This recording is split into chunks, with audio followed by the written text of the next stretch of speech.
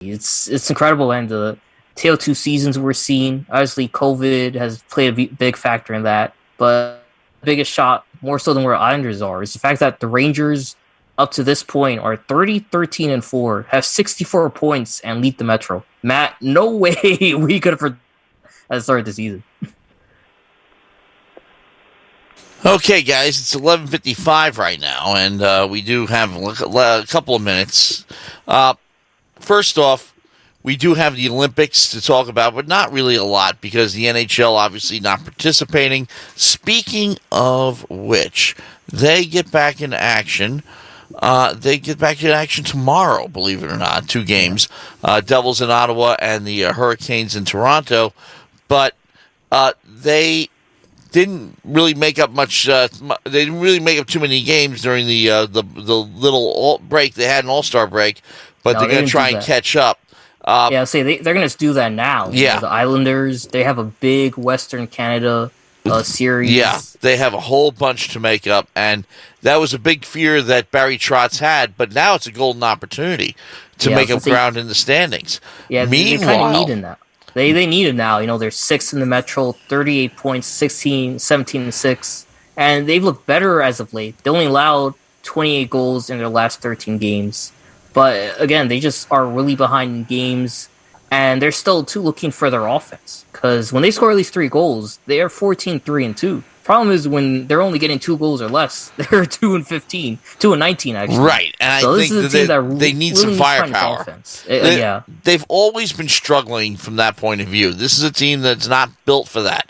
But the bottom line is they need somebody, okay? Yeah. That somebody was Anders Lee a lot of last year, but then he went down. Then Matt Barzal took it over. They produced just enough to get to the conference final. The only problem they have now is that they need more than that still.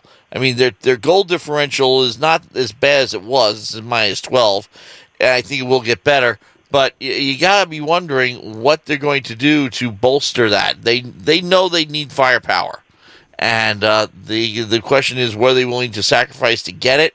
And will there be anybody available? Right. I think, too, even with the guys they have, we're talking about Thibodeau and his rotations. I think just, for the Islanders, I think the younger guys getting opportunities could help this team grow. And, just Trotz not really utilizing the detriment to this Islanders team.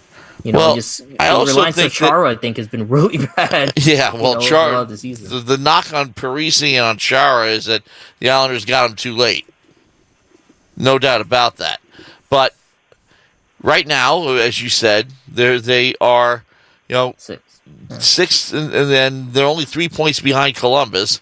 The only problem is that it's a big leap to get to 4.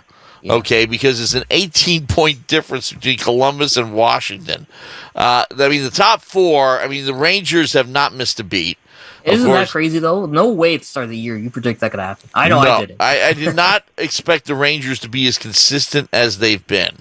I did not think that they had necessarily the goaltending to do that.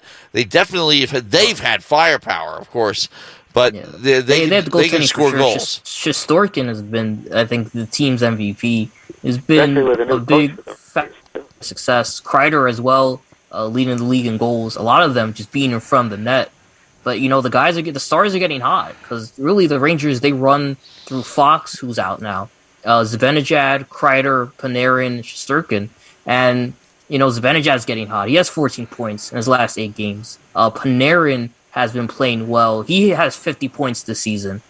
Fox is having a tremendous season as well before the injury, and Kreider, as we said already. And the rest of the guys are starting to follow suit. It's going to be up to the young guys now to step up, Lafreniere and Cockle in particular, to play up to what the other guys are doing, as well as the Rangers making some moves. Because they still need some depth in that bottom 6 offensively, and another... Lost you there for a second. Yeah, and I kind of just want to jump and backtrack to the Islander piece as well, too. You kind of bring up the idea of, what do the Islanders want to do? Where do they want to go as a team? And I think that's going to be the big question for them.